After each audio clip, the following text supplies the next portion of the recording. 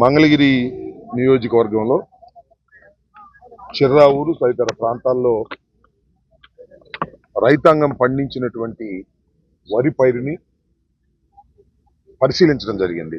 నాతో పాటుగా ఎమ్మెల్సీ మురుగుడు హనుమంతరావు గారు, అలాగే మంగళగిరి ఇన్ఛార్జ్ వేమారెడ్డి గారు, పార్టీ సెక్రటరీ నిమ్మకాయల రాజనారాయణ గారు, ఇంకా తదితర నాయకులు అందరం కలిసి వచ్చి ఇక్కడ రైతుల యొక్క పరిస్థితి తెలుసుకోవాలనేటువంటి ఒక ప్రయత్నం చేస్తున్నాం. రేపు 13వ తారీఖున ఈ పరిస్థితులన్నీ తెలుసుకొని కలెక్టర్కి ఒక విజ్ఞాపన పత్రాన్ని, రైతుల యొక్క ఇబ్బందులు తెలుసుకుని వారి విజ్ఞాపన పత్రాన్ని సమర్పించాలనే ఉద్దేశంతో రాష్ట్ర వ్యాప్తంగా జగన్మోహన్ రెడ్డి గారి పిలుపు మేరకు 13వ తారీఖు కలెక్టరేట్లకు వెళ్లి ప్రదర్శనగా వారికి రైతులు పడుతున్న ఇబ్బందులు, వాటిని పరిష్కారం కోసం వారు చేయాల్సినటువంటి సూచనలు చేసే ప్రయత్నం చేస్తున్నారు. ఇవాళ ఈ పర్యటనలో మాకు అర్థమైంది ఏంటంటే, ఏదో 2-3 రోజుల క్రితం పౌర శాఖ మంత్రి గారు కూడా ఇక్కడికి వచ్చారని, వారు రైతులతో ఇంటరాక్ట్ అయ్యారని, రైతులు తమ ఆవేదన చెప్పారని, అప్పుడు పౌర శాఖ మంత్రి గారు మీరు భయపడాల్సిన అవసరం లేదు, ప్రతి గింజ ప్రభుత్వం కొంటుంది, ఎంఎస్పీ ధర కొంటుంది, మీకు లాభం చేకూర్చే విధంగా మేము చేస్తాము అని ఆయన హామీ ఇచ్చి వెళ్ళారు. కానీ ఆ హామీకి తగ్గట్టుగా ఇక్కడ పని జరగటం లేదనేది వారు ఆవేదన చెందుతున్నారు. ఇప్పుడే మేము 2-3 చోట్ల చూసాం రైతుల యొక్క ఇది. దానిలో కొంత శాతం ఉందని, 10% ఉందని ఎండబెట్టుకోమని, మట్టి ఉందని ఈ రకంగా కొంటున్నారు. చాలా లిటిల్ పర్సంటేజ్, ఒక 10% మాత్రమే కొంటున్నారు. మిగతాదంతా తీసుకొచ్చి దళారుల చేతిలో పెడుతున్నారు. ఇవాళ రైతు పరిస్థితి ఎలా ఉందంటే, ఈ సంవత్సరం అకాల వర్షాలు, దానితో పాటుగా వాయుగుండాలు పట్టడంతో ఎప్పుడు వర్షం వస్తుందో అర్థం కాక సతమతమయ్యారు. పండిన పంట ఒడ్డుకు చేర్చుకున్నారు.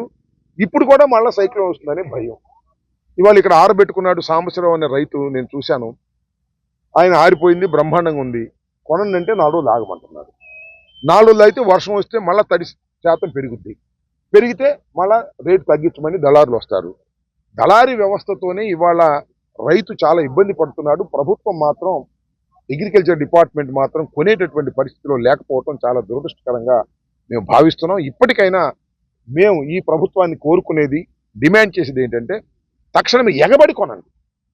రైతులు ఎగబడుతున్నారు, మాయగొండ అని. అలా కాదు, మీరు ఎక్కడుంది చెప్పండి, మేము వచ్చి కొంటాం అనే పద్ధతుల్లో చేసినప్పుడే రైతు ఒక ఉన్నంతలో బెటర్గా ఉంటాడు. పెద్ద లాభాలు వస్తాయని నేను అనుకోని, ఈ సంవత్సరం వచ్చినటువంటి ఈ తుఫాన్ల వల్ల కానీ, వర్షాల వల్ల కానీ దిగుబడి బాగా తగ్గిపోయింది.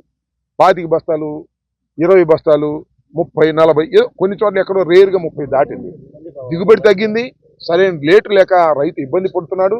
రైతుల్ని ఆదుకోవాల్సినటువంటి పరిస్థితి ఈ ప్రభుత్వానికి ఉంది. కానీ ఈ ప్రభుత్వం పెడచెవిని పెట్టి రైతులను ఆదుకునే పరిస్థితులు లేకపోవడం చాలా దురదృష్టకరం. అందువల్ల దీని మీద ప్రభుత్వంతో మేము ఒత్తిడి తీసుకొచ్చేటటువంటి ప్రయత్నం చేస్తున్నాం. ఇక లాస్ట్ ఇయర్ 1970కి అమ్మారు. వైఎస్ఆర్ కాంగ్రెస్ పార్టీ అధికారంలో ఉన్నప్పుడు ఎగబడి కొన్నారు. రైతుల్ని సంతోష పెట్టేటువంటి కార్యక్రమం చేసి, ఎంత కష్టపడ్డా రైతులకు పెద్దగా మిగిలేది ఏమి ఉండదు. కానీ ఇవాళ ఈ పరిస్థితిని ప్రభుత్వం అర్థం చేసుకోవాలని డిమాండ్ చేస్తున్నాం. సరే, ఇంకా చాలా ఇష్యూస్ ఉన్నాయి.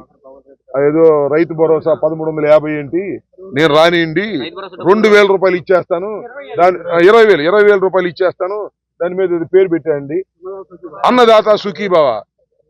అదో స్వామి చెప్పినట్టు ఇది పోయింది, అది పోయింది. ఇదేమో రైతు భరోసా 13,500 లేదు, ఆయన ఇస్తా అన్న సుఖీభవ లేదు.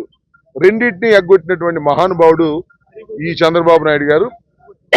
సరే, ఇంకా పొలిటికల్ విమర్శలు చేస్తాం తర్వాత.